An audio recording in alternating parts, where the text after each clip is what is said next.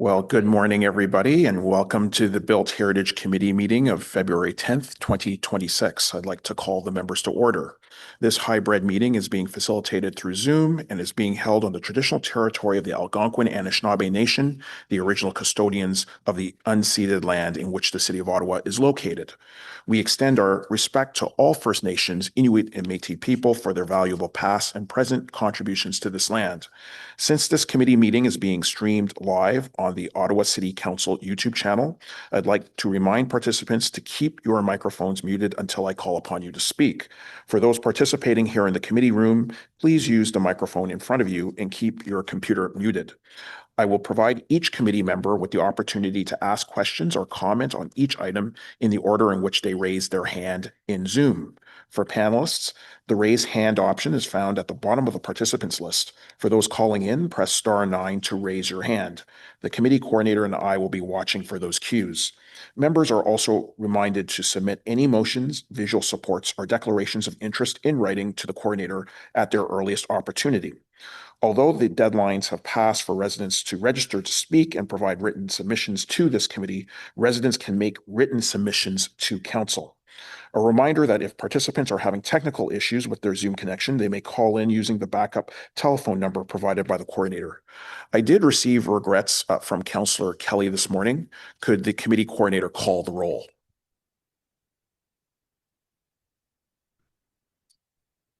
Councillor Leeper. Here. Councillor Troster. Here. Member Borns. Present. Member Legault. I believe we saw Member Legault online. Member Madigan. Here. Member Quinn. Present, yep. Vice Chair Plante. Ici. Chair King. Here. And one last time for Member Legault. Here. You have quorum, Mr. Chair. Thank you so much. Are there any declarations of interest? Seeing none, confirmation of minutes. Are the minutes of the Built Heritage Committee meeting of January 22nd confirmed? Confirmed. Confirmed. Thank you so much. We'll now move to a consent agenda for our substantive items on our agenda this morning. The first item is Heritage Permit for Alterations at 110-116 York Street. We did receive correspondence from Heritage Ottawa. The only registered speakers are representatives of the owner. If the committee were to approve this application, would there be a need to address the committee? So I see that Member Borns wishes to hold this item, so we will have a presentation on this item. The next item is 159 Montreal Road, a resolution for appeal. We did receive correspondence from Heritage Ottawa, and there are a number of delegations for that item as well. We do require a motion to waive this item onto the agenda, so I'll ask Vice Chair Plante to read that item in.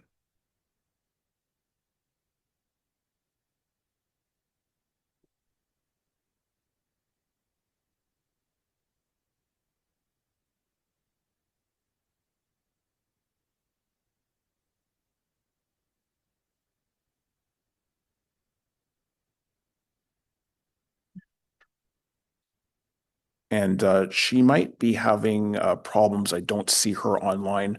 I'm wondering if Member Quinn might be willing to read the item in. Oh, Chair, I'm here. Sorry about that. I've had some technical issues. My volume wasn't working. Okay, so sorry about that. Stand down. Okay, excellent. Thank you, though. So we have. Thank you. Whereas the report titled 159 Chemin Montréal, Resolution of Appeal was not circulated with the agenda, therefore be it resolved that pursuant to subsection 89.3 of the procedure bylaw, the Built Heritage Committee approved that the rules of procedure be suspended to allow for the consideration of the item, and I apologize again for the delay. And is that motion carried? Carried. Thank you so much. So that item will be placed on our agenda. We can now start with item 4.1, Heritage Permit for Alterations at 110, 116 York Street for a presentation by staff.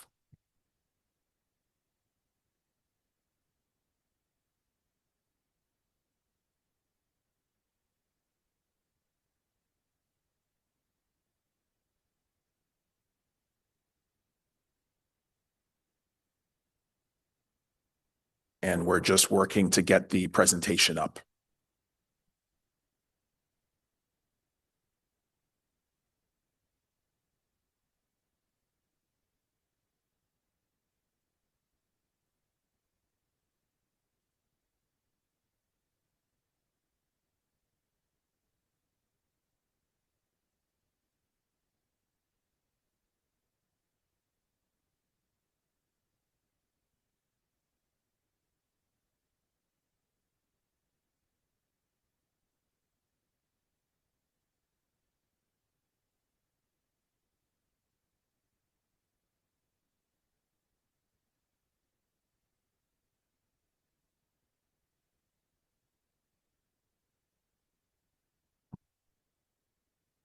Good morning, Mr. Chair, members of the committee. This presentation is about an application to alter 110, 116 York Street. It is for an addition to the existing Andaz Hotel. Next slide, please. Oh, sorry, it looks like there's something mixed up between, I think that might be my fault. I apologize. This application under the Ontario Heritage Act builds upon the previously approved addition to the Andaz Hotel, which is shown on the English slide. I apologize that the French slide doesn't correspond. The application was approved by committee and council in 2023, and some of the construction is underway. The previously approved application shown on the slide only included the parcel of land at 110 York Street. The applicant has since acquired the vacant lot adjacent to this property at 116 York. Next slide, please.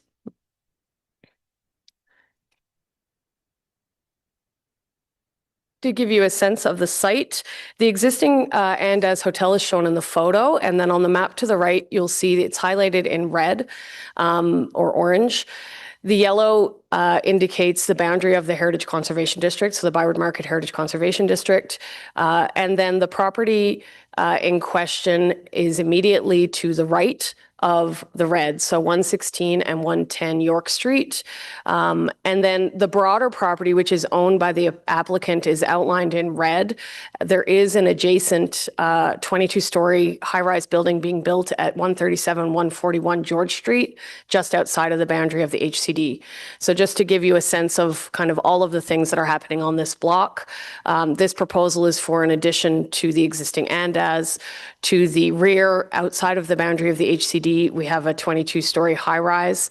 And then to the east at 126 York Street, there is an ongoing construction project, which you can see in the photo, for a high-rise mixed-use building. Next slide, please. So again, just to orient you, the red is the existing Andaz Hotel. The yellow is the parcel under consideration through this application. And the orange is 137, 141 George Street, which is the neighboring property that is currently under construction. There are some shared parking and other amenities between both buildings. That's why I'm showing you the whole block together. And just to give you a sense, there is an associated official plan amendment and zoning bylaw amendment under consideration for this addition to the Andaz as well. And I do have Andrew McCrate, the manager for Development Review Central, on the call if there are any questions from committee members about the planning side of things. Next slide, please. So the proposal before the committee today is for a 17-story addition to the Andaz Hotel. It's very similar to the previous project in form, height, massing, materials, and design. The podium is 3 stories, clad in red brick. The tower portion is set back 9 meters from York Street to provide transition from the low-rise streetscape. On the east elevation, adjacent to the development at 126 York, the tower is proposed to be set back 7 meters.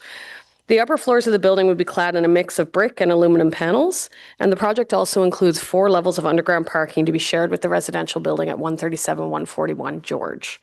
Next slide, please. This slide shows the east and south elevations of the building. On the right-hand side of the screen is the east elevation.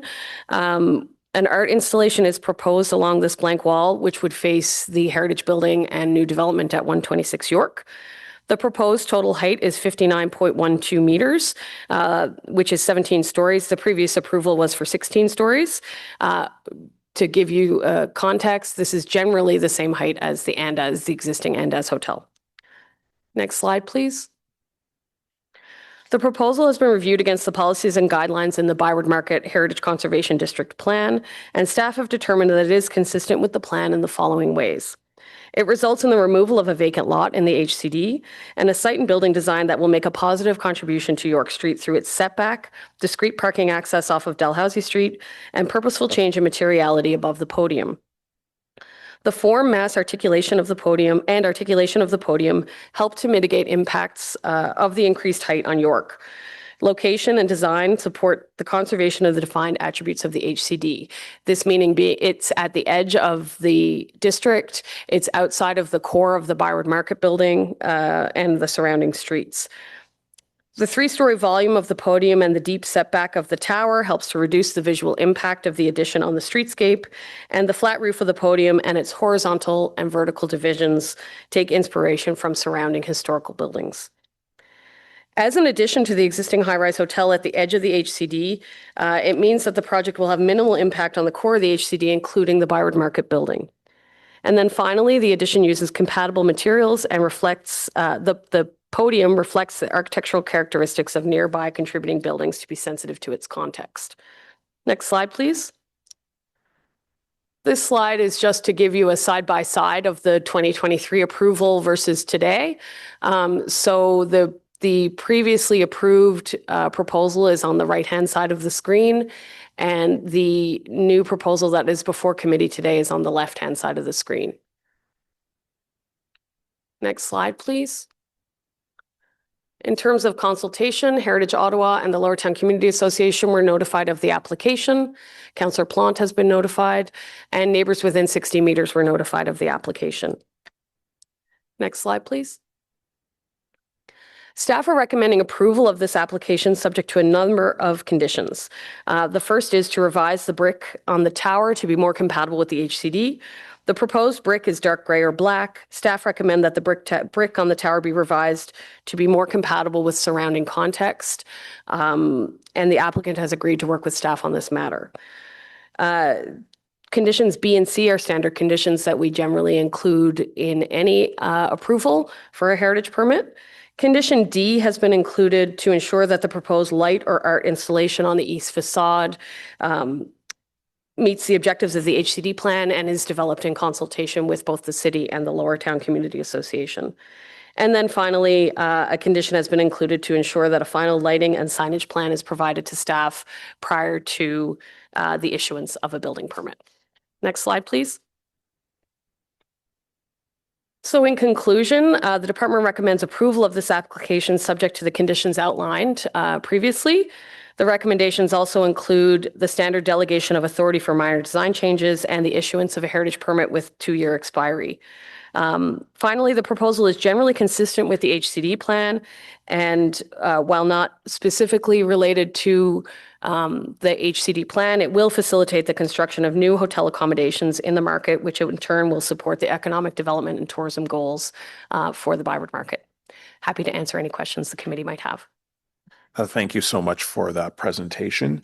The applicant team is here available for questions, and they are registered to speak. So I just wanted to check whether they wanted to proceed with a presentation at this time. I understand that they might have one.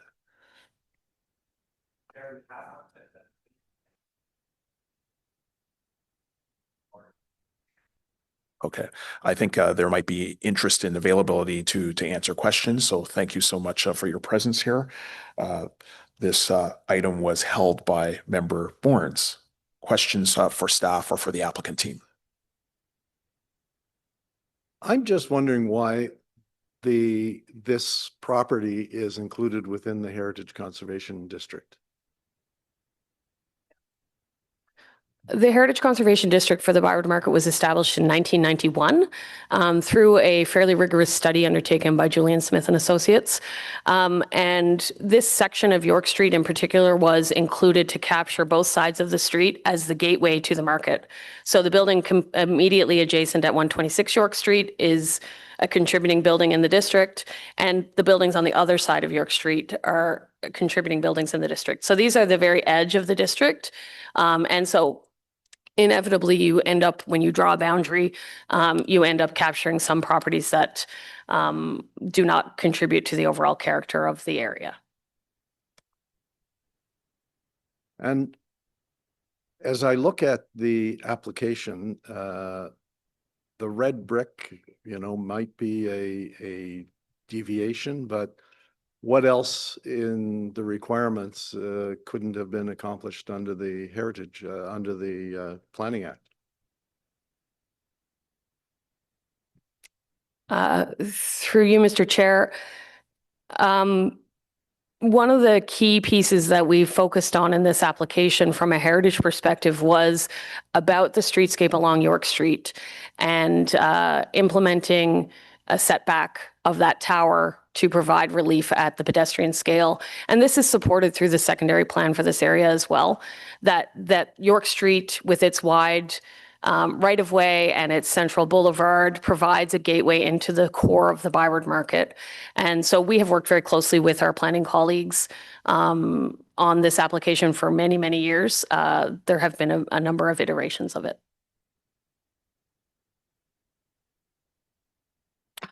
Thank you for those questions. Are there any other questions from committee members? Seeing none, is this item carried? Carried. Carried. Carried. Thank you so much. So this report, I wanted to comment on it, just to say that I don't think there's any distinct changes that couldn't have been accommodated under the Planning Act. And the question is whether the planning department takes a good look at heritage areas and looks at particularly setbacks as an issue. But I would dissent on the recommendations that the applicant deal with the heritage department on the design and approach of the building. okay. So the dissent is noted. Once again, I'm just going to ask, is the item carried? Carried with this from Member Borns. So this report will be submitted to Council on February 25th, 2026. Our next item is item 4.2, 159 Montreal Road, Resolution of Appeal. And we can now proceed with a presentation by staff.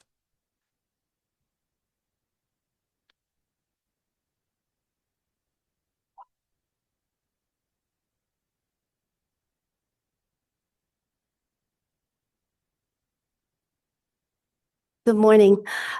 This presentation is for the resolution of an appeal to the Ontario Land Tribunal for the property at 159 Montreal Road.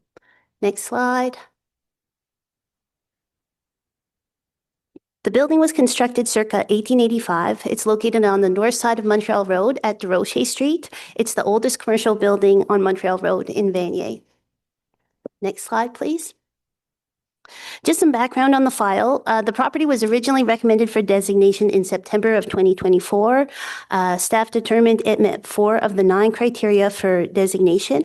We received an objection in October 2024, and Council subsequently affirmed its decision to designate the property. An appeal to the decision was received in February 2025, and an OLT hearing was scheduled for past December. In advance of the hearing, City staff met with the legal representatives for the property owner to work through any issues or concerns they had and provide clarity regarding the future development. Next slide, please. So the staff report today outlines the agreed upon actions from these conversations, and there's 2 recommendations. The first is to support an amendment to the Statement of Cultural Heritage Value, and the second is to approve heritage guidelines for redevelopment for the site. And I'll just go through those two recommendations. Next slide, please. So the first is this amendment to the Statement of Cultural Heritage Value. You can see the amendments in red up there on the screen. So we propose to remove the specific reference to the building's location on the corner of Durocher Street. The reason we're doing that is to allow the building to be relocated on the site. The location and orientation of the building along Montreal Road will be maintained through this revised wording. Next slide, please. The second recommendation speaks to these heritage guidelines for redevelopment. The guidelines are attached in the staff report, but they provide direction on several items. The first is a conservation of the heritage attributes of the building that have been identified. The second, as I already mentioned, is the idea that the building can be relocated on the site so long as its orientation and location on Montreal Road is maintained. The guidelines speak to the importance of the building incorporation, so we are looking for what we call meaningful incorporation in terms of either the building in its entirety or ensuring that that three-dimensional volume is maintained so that side roof, side gable profile remains visible. We confirm that as per the city's official plan, we'll contemplate a density transfer on site. And then we just speak to additional application requirements that would be required. So the Planning Act application and the Ontario Heritage Act application. Next slide, please.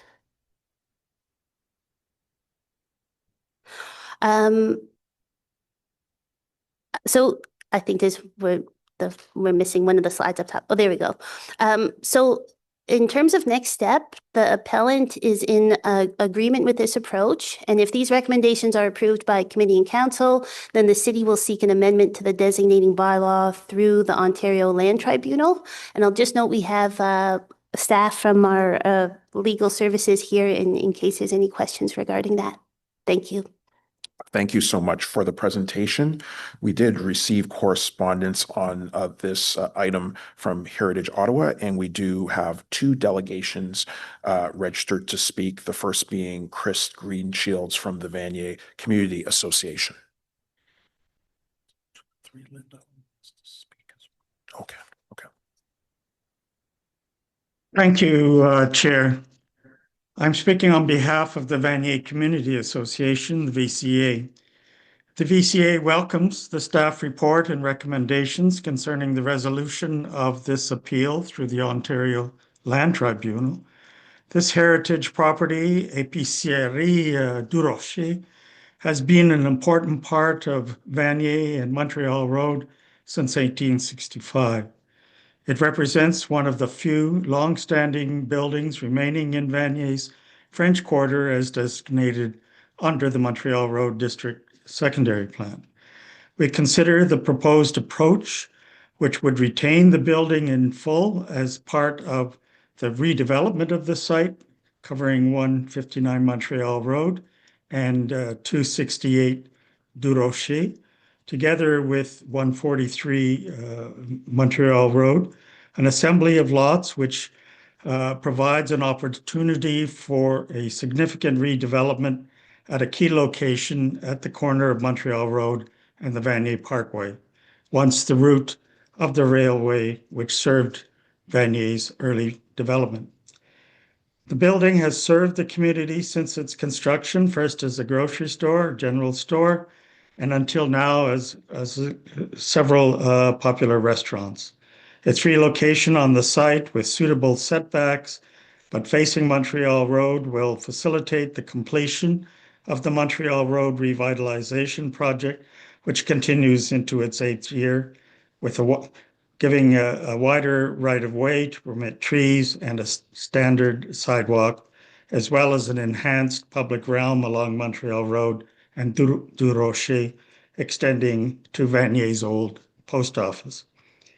The VCA looks forward to working with planning staff and the property developer to integrate the heritage building into a larger mixed development, which will mark this key location in the French Quarter, consistent with the secondary plan's provision for the French Quarter. A mixed use that integrates the heritage building, its architectural attributes as per the staff report, and its outdoor spaces represents a key opportunity to reinforce Montreal Road's revitalization reflect Vanier's patrimoine modeste, its francophone heritage, and cultural diversity at this prominent intersection, as well as to offer housing and more retail services to the growing Vanier neighborhood of 18,000 residents. Thank you for your attention. Merci de votre attention. Thank you so much, Mr. Greenshields, for your delegation and for the advocacy work that's undertaken by the Vanier Community Association. Are there any questions for Mr. Greenshields from members of committee? Seeing none, thank you so much for your submission. The next delegation is Jacob Pollowin, counsel for the applicant.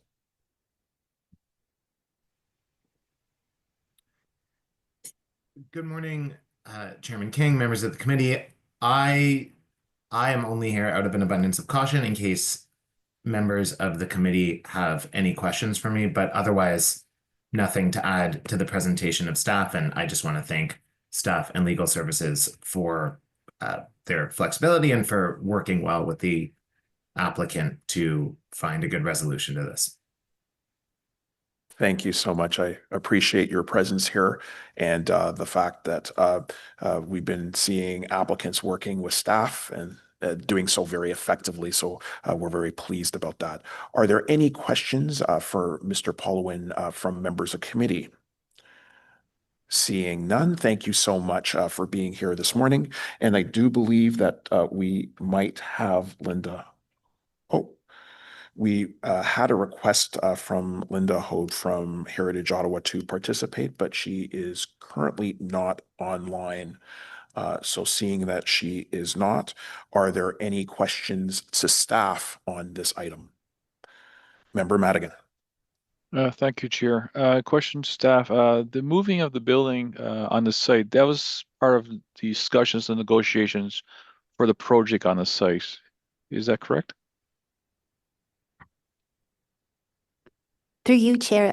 Thank you for the question. Yes, it is there's currently no development proposal in for this site. So we're looking forward to a future development proposal and seeing how that might take place. Okay, but in general, I guess any project, any site that has a heritage building could potentially be discussed if it needs to be moved. It can be done without having a special indication for the property itself. Is that correct? Right, I see. So I think you're correct, Member Madigan, in that anyone could apply potentially to relocate a building on a property through an application made under the Ontario Heritage Act. What we found here in conversations with the property owners and some of their concerns about the designation was that maybe some of the wording that we had in the Statement of Cultural Heritage Value made it so that would be very difficult to do while maintaining the cultural heritage attributes. So because we had its location on the corner so specifically mentioned, we thought that might make that not possible to do. So that's why we were suggesting revising it. Thank you for the clarification. Thank you so much for the question. Are there any other questions from members of committee? Seeing none, is this item carried? Carried. Carried. Thank you so much. So this report will be submitted to council on February 25th, 2026. We have no in-camera items this morning, so we will move on to motions of which notice has been previously given. There is a motion from Member Barnes concerning Heritage Conservation District criteria. That motion reads that the Built Heritage Committee recommend council approve that the criteria for a Heritage Conservation District be increased from 25% to 90%. We did receive correspondence from the Rockcliffe Park Residents Association, as well as Heritage Ottawa. And we do have a delegation on this member motion this morning from Jack Hanna, who is chair of the Heritage Committee of Centertown Community Association.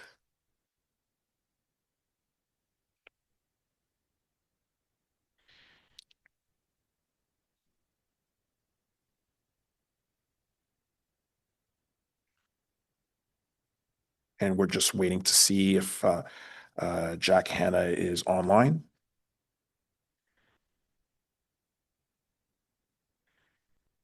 And at this time, we do not see him online, so we can now proceed. Sorry. Okay. And I'm just being notified by our committee coordinator that Linda Hode might want to speak to this specific item, and I think she is being admitted now.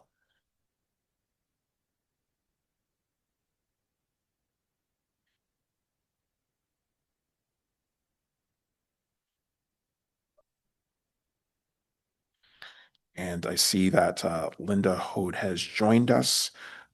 You have 5 minutes to make your delegation. If you turn off or turn on your microphone as well as your video. Coordinator that Linda Hode might want to speak to this specific item. And I think she is. Thank you so much. We see you, and you can speak to the members' motion. Now, I'm sorry, I'm not very used to this. I'm much more, I prefer to be there in person. You can blame OC Transpo for the fact that I'm not there in person. To make your delegation. Okay. So you can definitely proceed, and we'll reset the clock so that you can do that. Microphone as well as your video. Okay.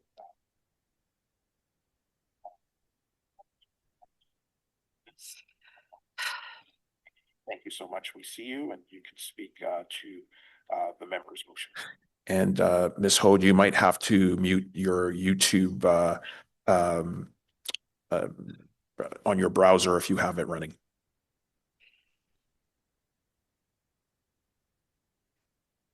Actually, can you hear me now? Yes, we can. Okay, I was signed in twice, which is, and I was getting quite an echo. I don't know whether you were. I wasn't actually, I was hoping that Hunter McGill would be able to be there, but I don't know what happened to him. He didn't need a bus to get there. I would like to say that Heritage Ottawa is really quite shocked at this motion, and we're not at all clear as to why Member Burns brought the motion. Heritage Ottawa has, of course, been in existence for over 50 years. We are well aware of the Planning Act and the Ontario Heritage Act permission to create heritage conservation districts. We find that the Heritage Conservation District program in Ottawa has been very successful. It has preserved many important buildings in various parts of the city, and now more so we're moving into more suburban areas, which is an area where, of course, we have not had a lot of individual designations nor heritage district designations. I think our letter outlines quite a few of the reasons why we support the creation of heritage conservation districts, and we would certainly be quite, well, it's simply unthinkable, I guess, is the main reaction. I think you've had a few letters from other heritage conservation district representatives who are very concerned, including Mr. Hanna. So one of the things I think we forgot to indicate, which was suggested by one of our members, the amount of staff time that would be required to work through a 90% requirement for buildings that would meet criteria, the more detailed research that would be required, it would mean that there'd be a lot of other work that wouldn't be getting done. So I think we certainly support the current requirement. I guess one of the things that crossed my mind when I was thinking about this is, are there any municipalities in Ontario that have increased the requirement from 25% as outlined in the Ontario Heritage Act? And I leave that question for your staff or anybody else on the committee who may know the answer to that. Thank you very much. Thank you so much for your delegations. Are there any questions to Ms. Hode? Seeing none, I just wanted to ask one question, just in terms of the whether there's a consensus, whether you can speak to the idea of a consensus opposing this motion within the heritage community. We have not had the time to do that kind of consultation. I certainly have heard from a couple of them, but not, I mean, we don't have a tight-knit group, which I guess is one of the things we should be working on. But it's certainly, I haven't heard from anybody who is in favor of the motion. And certainly, as I say, the few consultations I've had or communications I've had are very much opposed. I appreciate that. And you do have a question from Councillor Leeper. Thanks. And Linda, good to see you.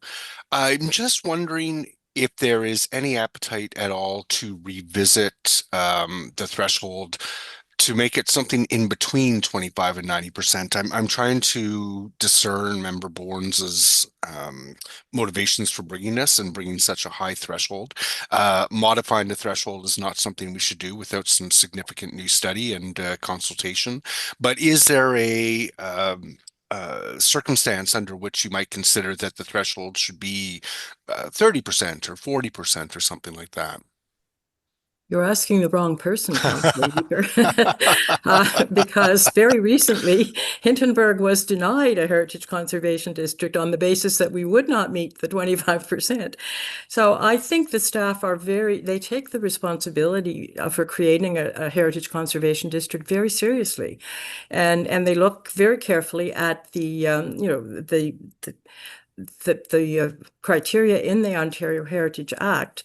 And I have great confidence in their ability to search out and to make those difficult decisions. I'm assuming it was as difficult for them as it was for our community heritage people, to refuse a designation and to look at alternatives. And of course, they have created alternatives for heritage conservation districts like the heritage character areas.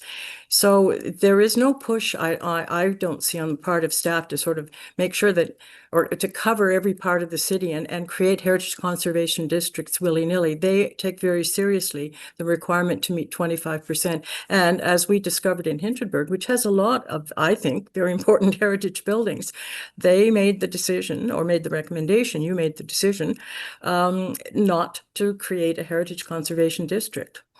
Yep. Okay. Thank you, Linda.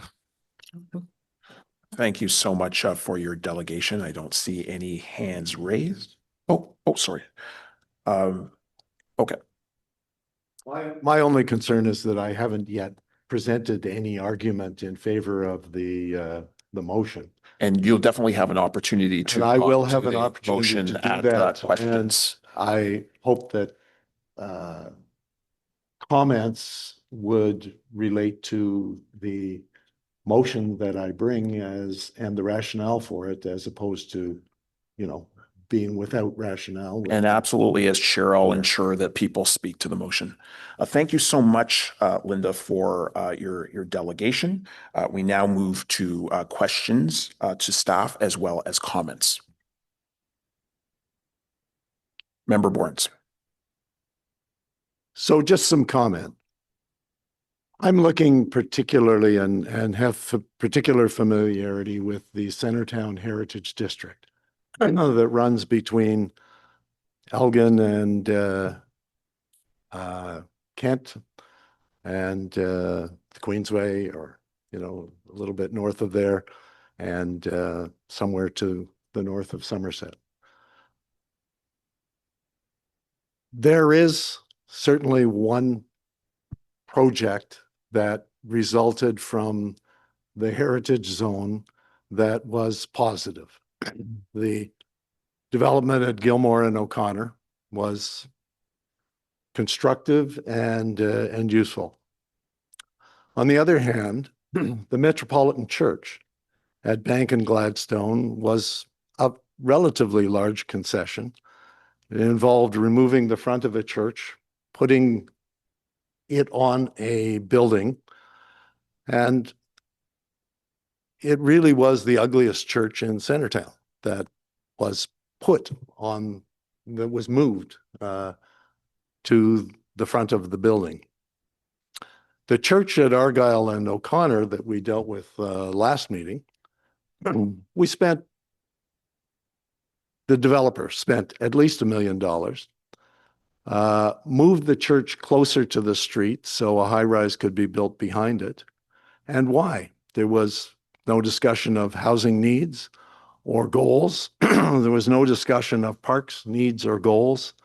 Heritage was the only winner, in quotation marks, from that proposal. The Centertown Plan a few years ago allowed landmark buildings along Kent and O'Connor and Metcalfe, I guess. Plans for the replacement of the old office building at Kent and Gilmore were 27 stories high. First plan showed some parkland along Kent, which was a nice relief. The second plan showed the retention of the office building. The office building was built in the 1950s, the same period that I was born in. And I must admit, I find absolutely no value in the building, in retaining the building that was shown on the plan of the Centertown Heritage Area as a non-contributing building. The second plan showed retention of that office building, not just the office building, but the cladding of the office building, which is to be removed from the existing office building and added to the outside of a, potentially a mixed-use building. There was no housing discussion. There was no parkland discussion. There is no value in the heritage results of a 1950s office building that wasn't even identified as valuable. These are the results of a huge heritage area, retaining buildings that don't deserve it and ignoring everything else so heritage can, quote, save the day, end quote. The current approach in West Centertown is to use full blocks, both sides of the streets, and the buildings that face it. The result would be designation of a schoolyard, an apartment building, a funeral home parking lot, not to mention, I guess, the obvious beer store and Tim Hortons. Is all of that heritage? Is all of that relevant? Is there advantage in designating that large an area in West Centertown? The result of which would be to designate virtually all of Centertown. So West Centertown, the central area, and the Golden Triangle is to be designated as well, despite the fact that it has newer buildings in it, but that's not a key issue at the moment. It is the same as the Lower Town property that we looked at earlier. Across the street from a heritage area, there is no heritage value. So is the intention to extend the heritage district by creating a fake building that is going to have some red brick on it that would potentially, I don't know, make red brick both sides of the street? I think that we're building an alternative to the planning function and we're calling it heritage. Why not just get the planning function right? Why not just look at the planning function in the context of the heritage zones and decide what needs to be changed as a result of the heritage zones? I will recommend that this motion be referred to staff. I I made up the 90%, you know, that there's no question that that is something that I think makes sense, but I'd be happy to look at alternatives that are higher than 25%, which is really not a heritage zone. If you've got 25% heritage buildings or, you know, contributions towards heritage buildings. And something, you know, 90% might be too high a target. So I would ask that this be referred back to staff to get an opinion on, really, as Councillor Leeper suggested, some approach that relates to certainly more than 25% and probably less than 90% as being an appropriate target for heritage zones. Thank you.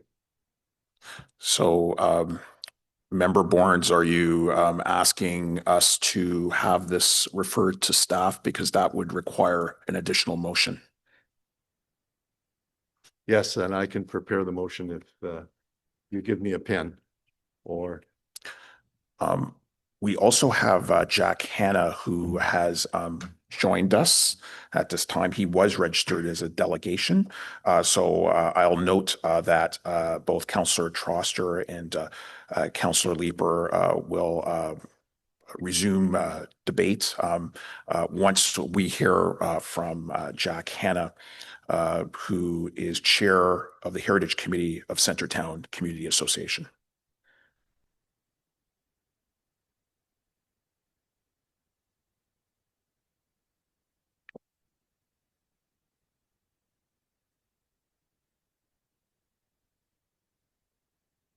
Thank you so much for joining us, and you have 5 minutes. And words to talk about this respectfully. And the only word I can come up with is surreal. I think the situation in which we find ourselves is surreal. I hope that in dealing with this motion, this committee will treat the staff of the Heritage Branch with respect. The staff of the Heritage Branch do important and good work, and their time should not be wasted. And I hope the committee will conduct itself in a manner that does not bring the committee into disrepute or disrespect in the public eye. As I say, I think the situation we find ourselves in is surreal. Thank you. Thank you so much for your delegation. Are there any questions for Mr. Hanna? Member Quinn. Thank you, Mr. Chair, and thank you for coming today, Mr. Hanna. I guess what I'm going to ask is for you, if you're willing, to comment on the very specific concerns that Member Bourne has raised about projects in Centertown Heritage Conservation Districts in particular, which seems to be have been the impetus for this rather, in my mind, extreme motion. Could you comment on, because I'd be interested to hear what the community associations and others in Centertown feel or think about some of the issues raised by my colleague. Thank you. Unfortunately, I had a conflict and I only walked into the room 2 minutes ago, so I didn't hear those comments, but I can comment on our projects if you like. Yeah, please go ahead. The Centertown Community Association is a big fan of heritage conservation and heritage districts. We have proposed, we are working with City Heritage Branch on 2 heritage districts. One is the Golden Triangle, which is the area from Elgin to the canal. It takes staff about 2 years to go through the process of creating a heritage district. They're about 3/4 of the way through that process now with the Golden Triangle Heritage Conservation District. We've worked very closely with staff. For us, a more interesting proposed district is the one in Centertown West between Kent and Bronson. The CCA has discussed this at great length for half a decade. Literally hundreds of person hours have been poured into coming up with a proposal, which we're just finalizing. And in a couple of weeks' time, after a half a decade of work, we're going to be presenting it to the city's Heritage Branch, a proposal for recommended boundaries for a Heritage Conservation District. We have conducted walking tours of that area, 4 of them. We've conducted surveys. 29 individuals took part in the surveys to try and assess the heritage merits block by block of that area. We have used the data in the ERA consultants report, and there have been endless meetings and working groups and committees. A lot of interest. I've gotten, since we've made public the proposal we're about to bring to the city for the boundaries for a heritage conservation area, I've received 2 kinds of feedback from the community. One is questions like, when I rebuild my porch, what sort of process will I have to go through, was one question I got. Other than that, from about half dozen people, we've had a complaint. And the complaint is, my house is not inside the district. Could you please make the district bigger? And we'll be bringing a recommendation to staff. I also want to say we've worked really, really closely with heritage staff every inch of the way for half a decade. Every time we move forward in our thinking, we've run our ideas past the heritage branch, and they have been very thoughtful and gotten back to us, dealing in good faith and in plain English, telling us what they think of what we're doing. I am familiar with the sight of Leslie's eyes rolling. So they don't always agree with us, but they've worked hand in glove with us. We've met with them many times. They've made presentations to both our Heritage Committee, and at the last AGM of the Centertown Community Association, we invited the city's heritage staff to provide the keynote address on heritage districts, and specifically heritage districts in Centertown. So we worked really hard to make sure that we align with provincial legislation and with the professional thinking of the Heritage Branch staff, and it's been a great collaboration, and we're about to move forward. Thank you. Thank you. I recommend you add Member Bourne on your invitation list. Thank you. Thank you so much. And you also have questions from Councillor Troster. Hi, Jack. Thank you so much for being here. Sorry I can't be there in person. You might hear I have a cold. Just to be abundantly clear, so the Centertown Community Association is the elected body representing the neighborhood. Has there been any request by the elected members of the CCA or any of the residents that you represent to change the threshold for heritage designation? Just to clarify, the Board of Directors of the Centertown Community Association is elected by the membership of the Centertown Community Association, which is about 200 people. So we don't represent the community. That's your job, Councillor, but we represent our members. And no, we've never had a proposal such as this or anything even faintly like this brought forward. And I would point out that Mr. Bournes was actually involved up until about 8-9 months ago in our efforts, and then he withdrew. Okay. And just to be clear, I've received no request of this nature in my office as the elected representative for the ward.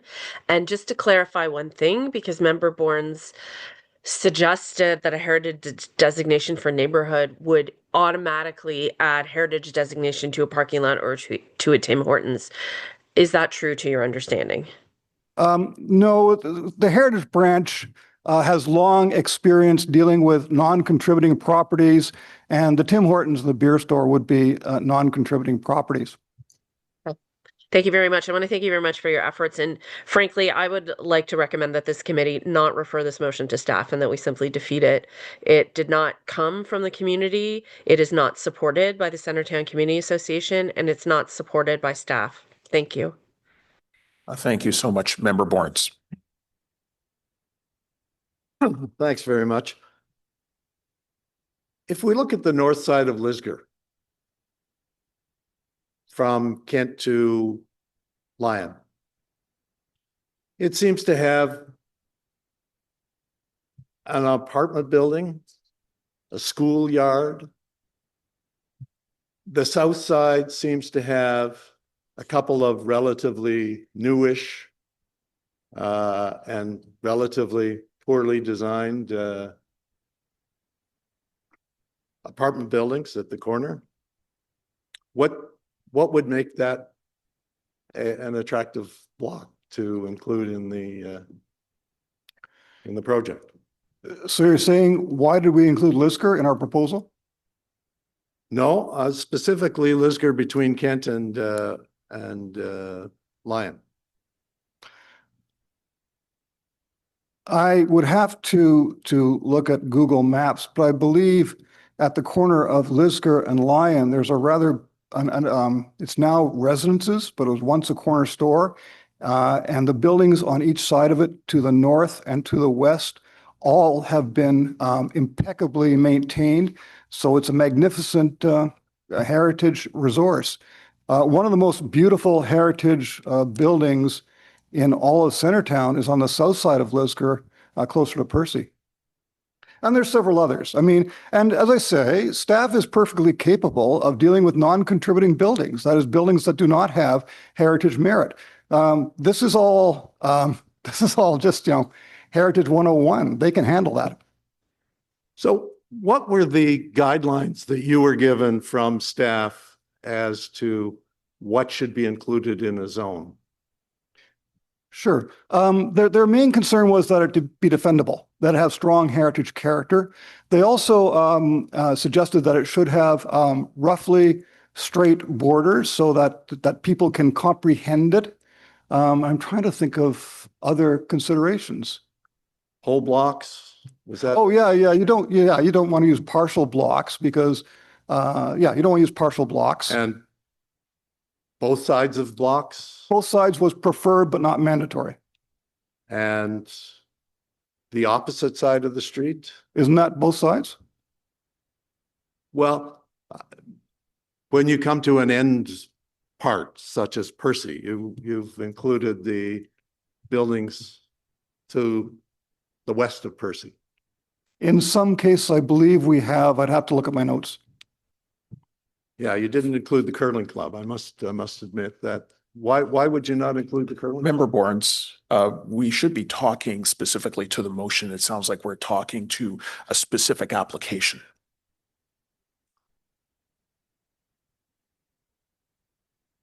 Then in terms of more questions for you, Mr. Hanna, Member Legault. Actually, this question is for the actual motion. I was hoping to ask it to Member Borns. Not sure when that opportunity will be. Well, right now, procedurally, we will have a motion of referral to staff that will take place after questions to Mr. Hanna. And then once that's introduced, any debate would be limited to that referral motion. Okay, I will lower my hand. Thank you so much. I don't see any more questions for you, Mr. Hanna. So thank you so much for your delegation and for the work and the advocacy that you undertake in the community. We appreciate it. Right back at you. I appreciate your work. Thank you very much. Thank you. And at this time, we do have a motion of referral to staff before us. It has been circulated to members that the motion requiring 90% heritage buildings in heritage areas be referred to staff for a proposal greater than 25% and possibly lower than 90%. So that motion is on the floor. Member Quinn. Thank you, Mr. Chair. My comments on the motion. Well, I was stunned when it first appeared, and I was against it for reasons that would take longer than the time we have allotted today. But I think after hearing from Member Borns, my feelings are even stronger because clearly this motion, which would have very sweeping implications for the city of Ottawa. And Member Quinn, sorry to interrupt, but of course, this is a motion to refer to staff, so we have to deal with the specifics within that motion. Okay, sorry, I'm not. Yeah. Okay, so so would this be my opportunity then to say that I support Councillor Troster's recommendation that we vote on this? and not refer it to staff. This would be an opportunity to speak to the specific motion on referral. If the motion fails, then we would be dealing with the original motion in which you'd be able to speak Okay. to that motion. Okay. So, yeah, to refer it to staff? No. Thank you. That's clear. Member Madigan. For us, someone similar, there's lots of things that we comment on the motion and its need, but for, recommending this go to staff, I would not recommend it go to staff. Thank you. Member Legault. I do not recommend this goes to staff. Thank you for those comments. Seeing no other hands raised, let's have a vote on the motion to refer to staff. Recorded vote, please. Member Quinn, No. Member Madigan, No. Councillor Troster, No. Member Legault, No. Councillor Leeper, No. Member Borns, Yes. Vice Chair Plant, No. and Chair King. No. 7 nays, 1 yay. Thank you so much, Committee Coordinator. We now resume with questions and debate concerning the original motion that had been put on the floor. Are there any questions, Member Quinn? Thank you. Sorry about that confusion before. I just wanted to stress that what appears to be a motion that as I was saying, was going to have sweeping implications for heritage conservation, existing and future heritage conservations in Ottawa, seems to be based on some concerns about quite specific projects within Centertown. So I think this is trying to deal with a small issue with a massive jackhammer. And I urge my colleague to work closely with Mr. Hanna's team that are working with staff to really discuss what areas of Centertown will be, it will be part of the any potential future districts. And just in terms of the building on the corner of Gilmore and Kent, I was very much a part as a member of this committee, the discussion around that. And it is I wasn't born in the 50s, but I was born in the decade afterwards. But I do remember that, it is tough sometimes to appreciate mid-century architecture. And but at the time, the applicant was commended for their effort to include an existing building within the development for both environmental and ecological reasons. It saved a very massive structure from being hauled off to landfill. And when we have existing buildings like that, and they can be adapted into a new project and used, I think this is a winner for the city and for the environment.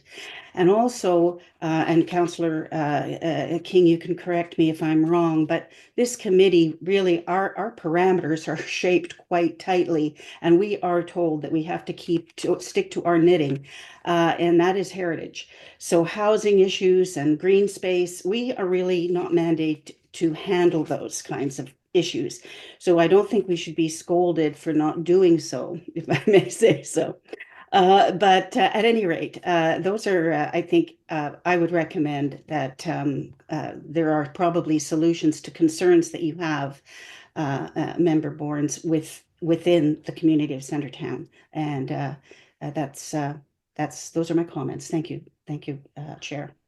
Thank you so much, Member Quinn, and I'd like to just address one of your concerns since you mentioned me directly. It's known that I give wider latitude in this committee to talk about other issues, and that might have emerged because I might have been the only chair of a committee who was appointed during COVID.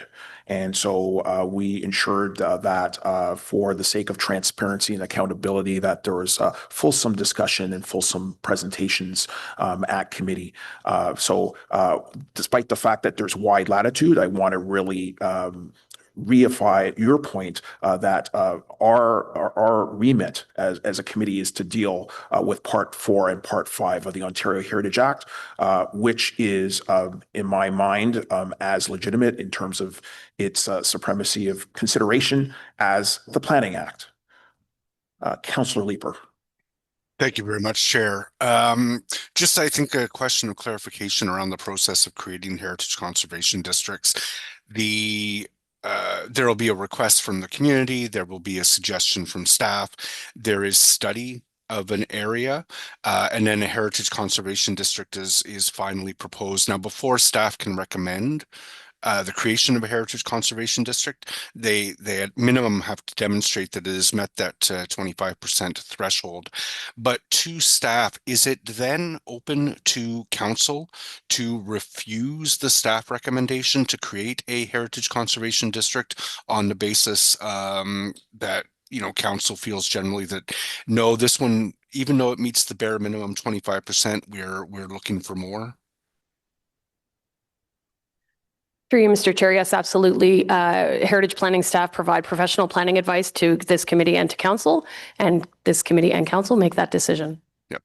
So if a member feels that a heritage conservation district that's being recommended for implementation by staff is even if it meets the bare minimum threshold as set out in the statute, they are still able to say no.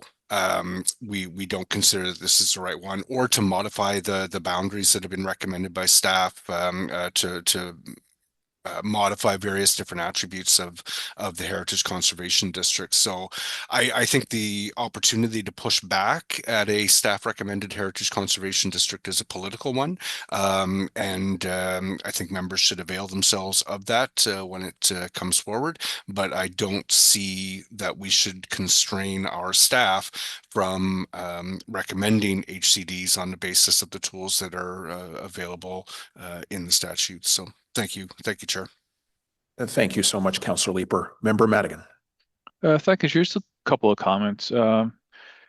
Just doing some casual reading about heritage conservation districts around the world. Like, there are a wide range of criteria. Some areas don't even have a minimum percentage to define and guide the definition of a district. Others might go as high as 60%. So increasing what we have already as a standard set by the provincial government higher than that seems not required. As it is, the provincial government went through a lot of its own studies and research to set that percentage. And we understand that the current government is not the best friend to heritage. So the current percentage seems to be, the milestone to meet and not to change it.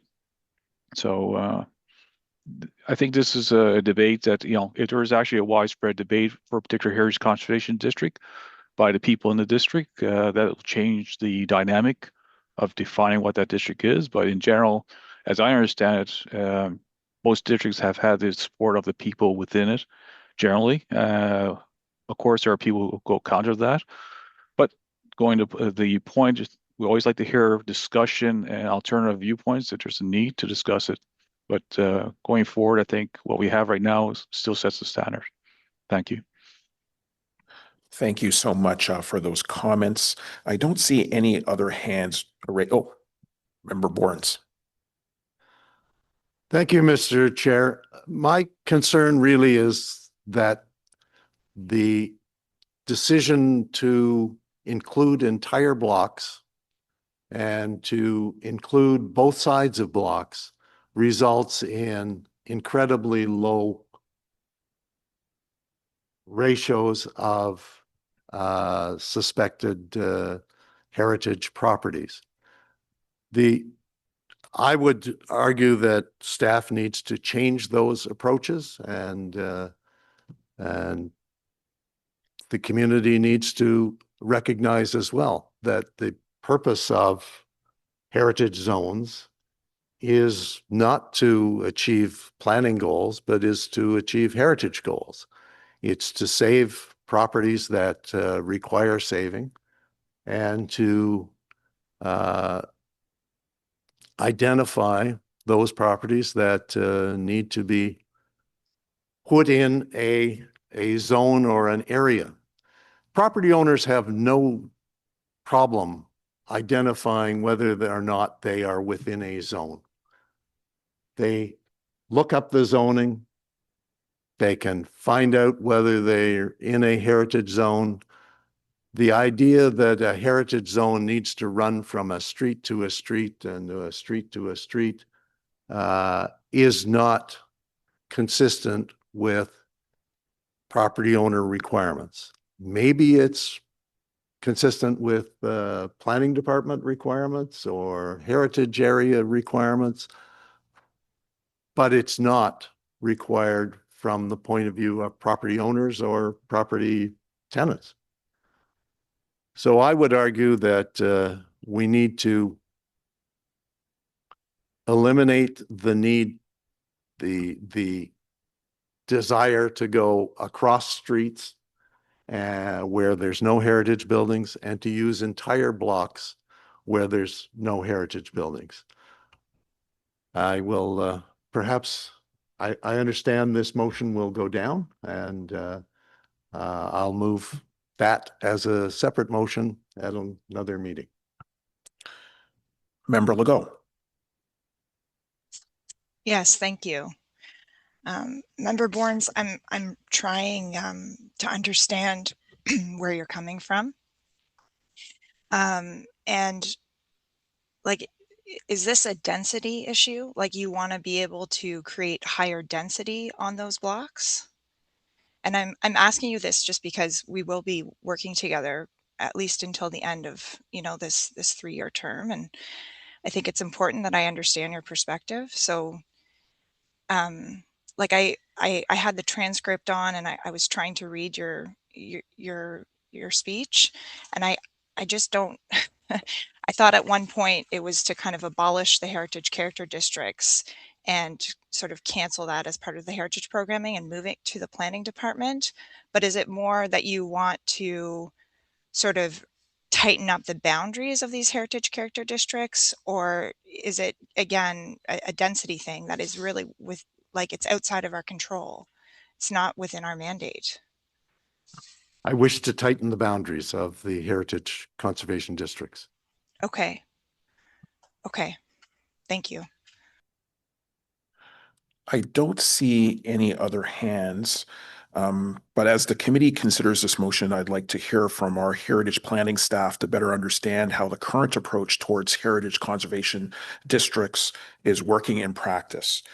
So my first question is, has the 25% threshold been applied or tested since its adoption?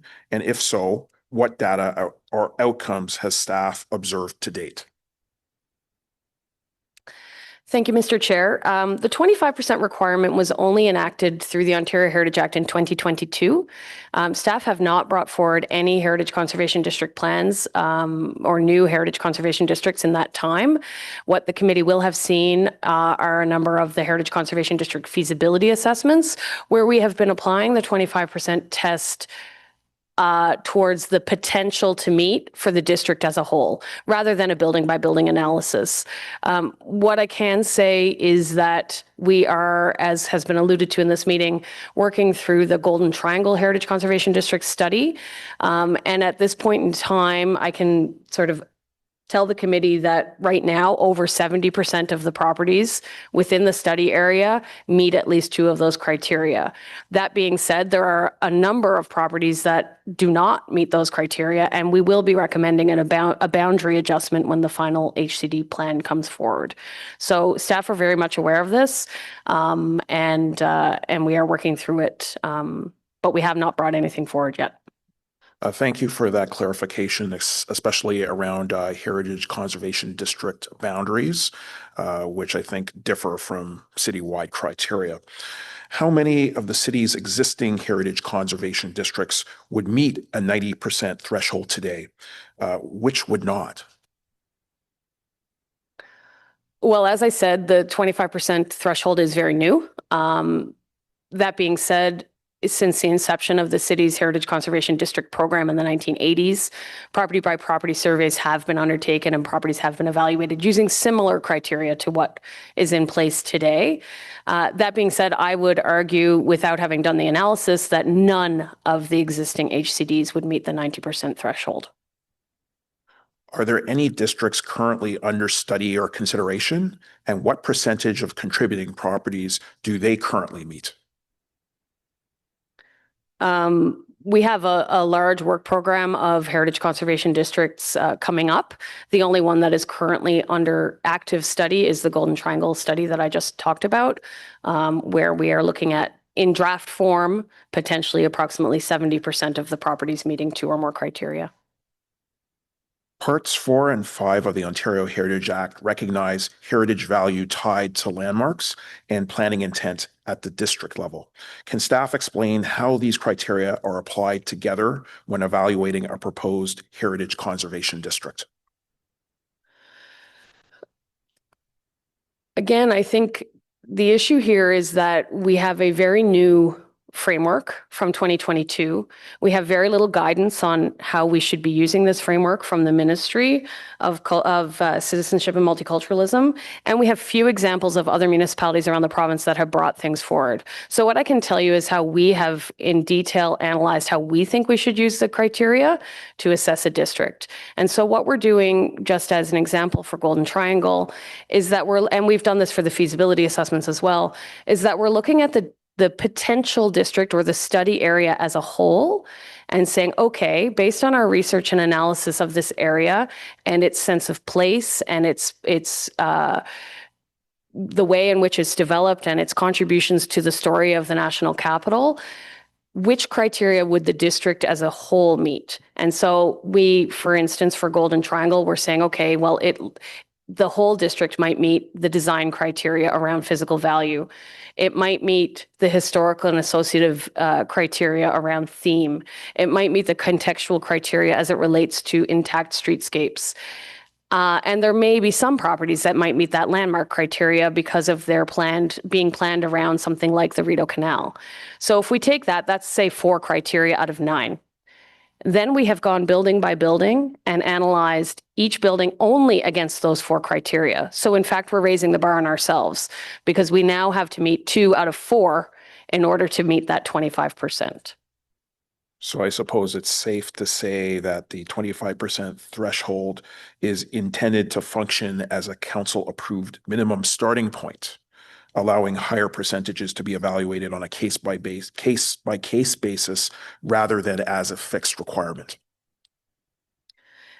Yes, I would agree. And I would also suggest that the department would be highly unlikely to ever bring forward a district where only 25% of the properties meet 2 or more criteria. So what is staff's professional opinion on increasing the threshold from 25% to 90%?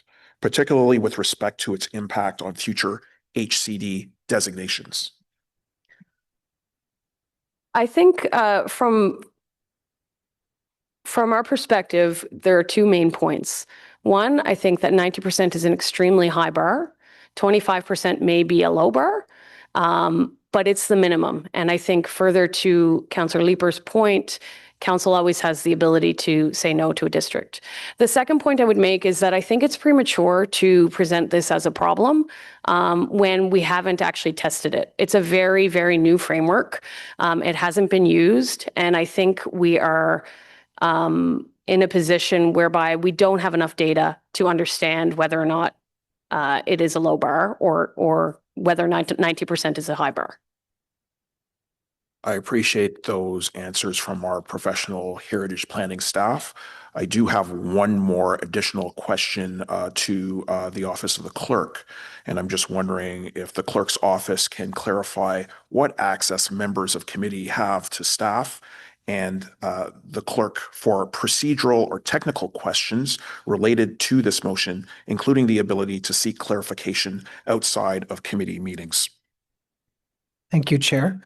Just to note that we are available at any time to meet with members to provide procedural advice or guidance or to review wording, and can also include legal and the functional department, in this case PDB, in advance. That being said, a member may present a motion on the floor, as was done, and then is before the committee for voting. But we would certainly meet with any member to provide any type of advice in terms of the mandate of the committee, the terms of reference, and any future or ongoing matters, including drafting of motions. I appreciate the support as well, the very professional support that is offered by the clerk's office to provide support to members if required. Thank you, colleagues. I also do want to address Member Bourne's motion directly. I'm vehemently opposed to changing the Heritage Conservation District criteria. The current 25% threshold comes from Ontario Regulation 9/6 under the Ontario Heritage Act and represents a carefully balanced provincial standard. A 90% threshold is not a higher standard, it is an impossible standard. Even our most historically significant neighborhoods rarely have 90% of properties meeting heritage criteria due to natural evolution, post-war infill, and past demolitions. To put this in concrete terms, a neighborhood that currently qualifies with 25 heritage properties out of 100 would need 90 heritage properties out of 100. That is a 260% increase. This motion would make Heritage Conservation District designation functionally impossible for the vast majority of our neighborhoods. Rather than strengthening heritage protection, this motion would eliminate one of our most important tools. It would result in fewer areas receiving heritage protection and more heritage properties remaining vulnerable. We would be leaving heritage properties more at risk, not less. I have seen no evidence that the 25% threshold has failed us. If there are concerns about HDC designation or management, let us address them through evidence-based policy development. And I think that we've heard from our professional heritage planning staff that that will require time, that we need time to ascertain that. But we should not eliminate an effective tool without understanding why or what we are trying to achieve, especially if we are talking specifically about Heritage Conservation District borders rather than city-wide criteria. For that reason, I'll be voting against this motion and urge my colleagues to do the same.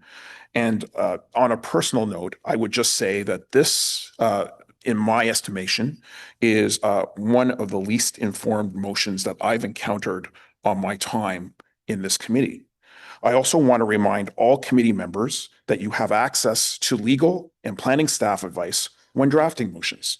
A motion of this magnitude deserves advanced consultation with staff who could have identified specific issues of concern to the member and help craft more effective alternatives.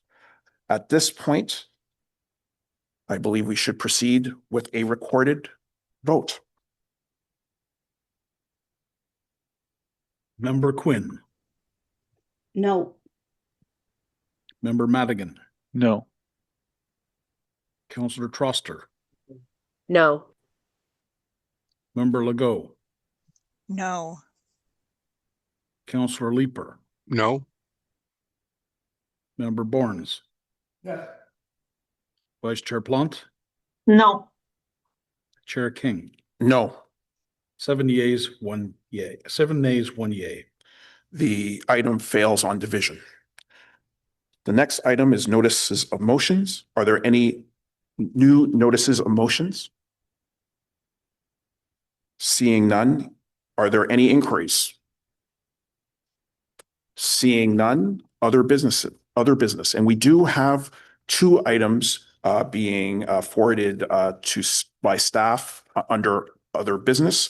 I will ask Councillor Plant to read that the rules of procedure be waived for these 2 items. The first one being addition of 1500 Bronson Avenue and 933 Heron Road to the City of Ottawa's Heritage Register under Section 27(3) of the Ontario Heritage Act.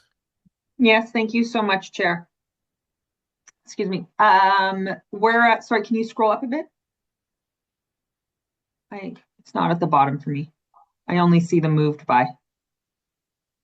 Thank you. Whereas limitations to the Ontario Heritage Act mean that council cannot issue a notice of intention to designate a property subject to a prescribed event if that property is not listed on the Municipal Heritage Register at the time of the prescribed event, and whereas Canada Lands Company is preparing a master plan for, please scroll. And we have to vote on the waiver first. Okay.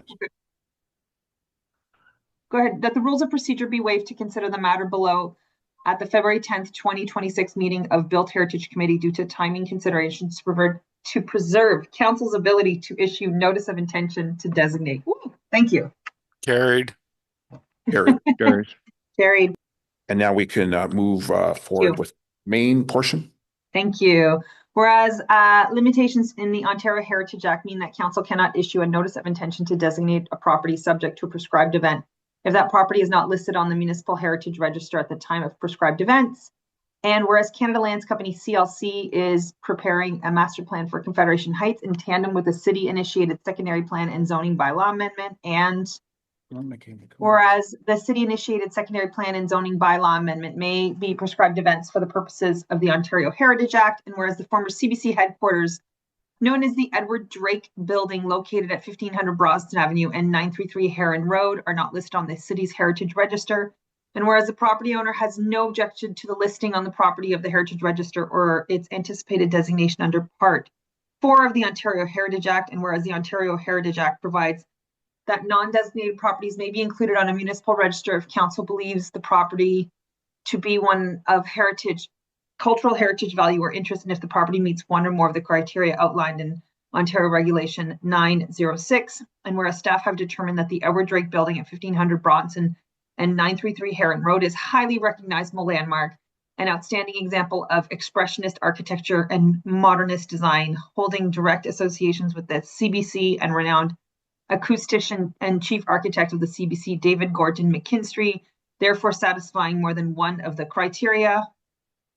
Therefore, be it resolved that Built Heritage Committee recommend that council list 1500 Bronson Avenue and 933 Heron Road on the City of Ottawa's Heritage Register under Section 27(3) of the Ontario Heritage Act in order to preserve council's ability to issue notice of intention to designate after the prescribed event has occurred.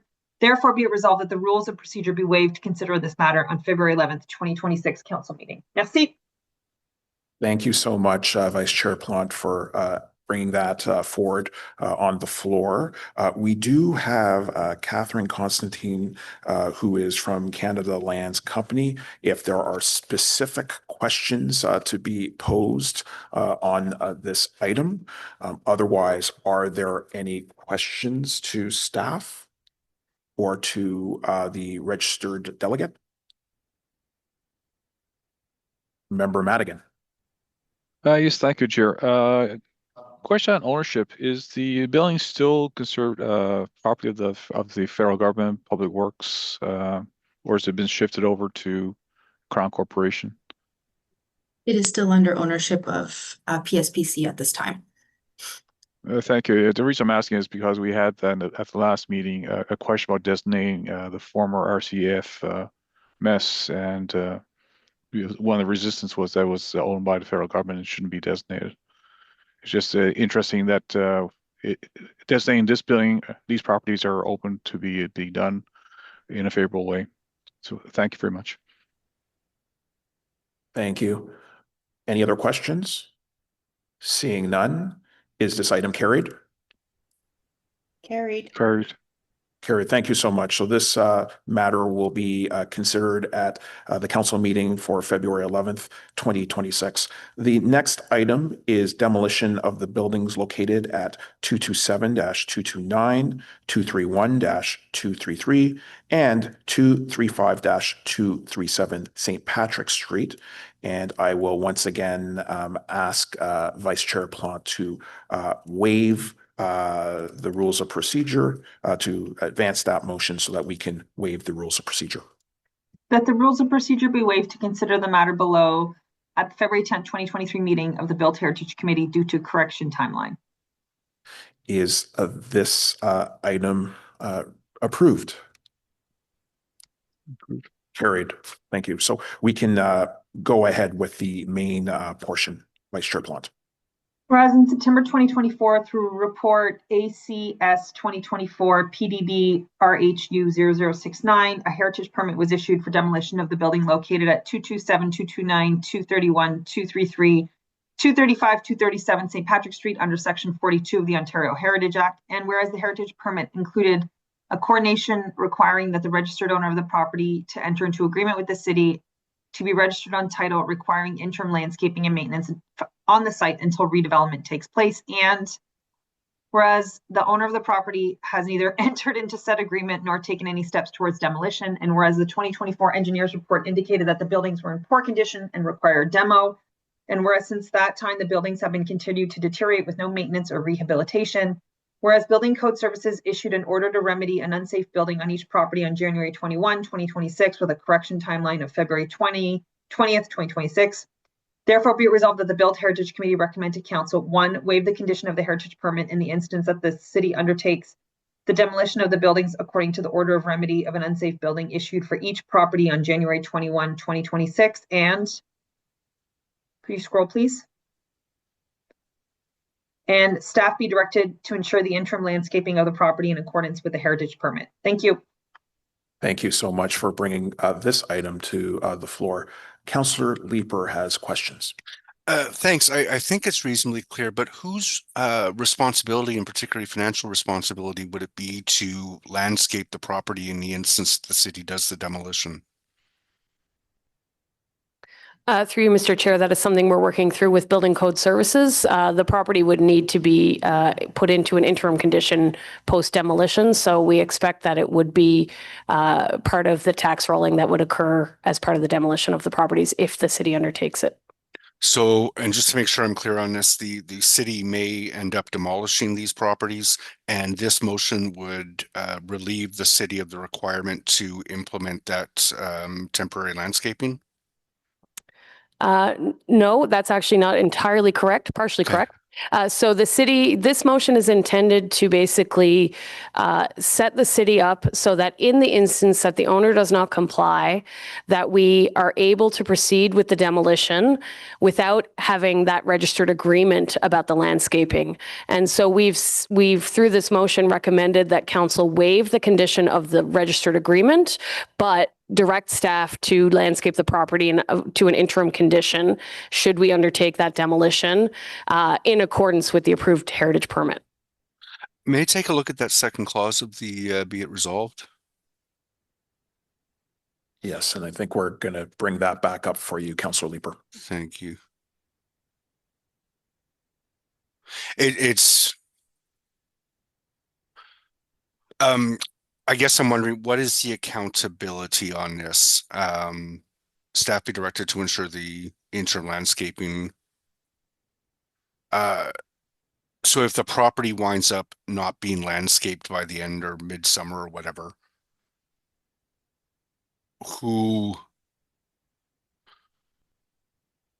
I'm sorry, the wording is just a little bit unclear. Is it clear from this wording that the city would have to pay for that interim landscaping?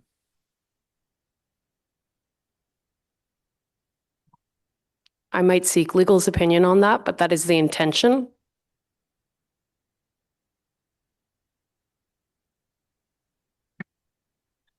Chair, yes, the intent is if in the event that the owner does not comply and the city goes in to demolish the buildings, that the city undertake the landscaping that was originally contemplated by the heritage permit, but that would be rolled. My expectation is that that would be rolled in on the tax roll with the demolition fees in accordance with the Building Code Act.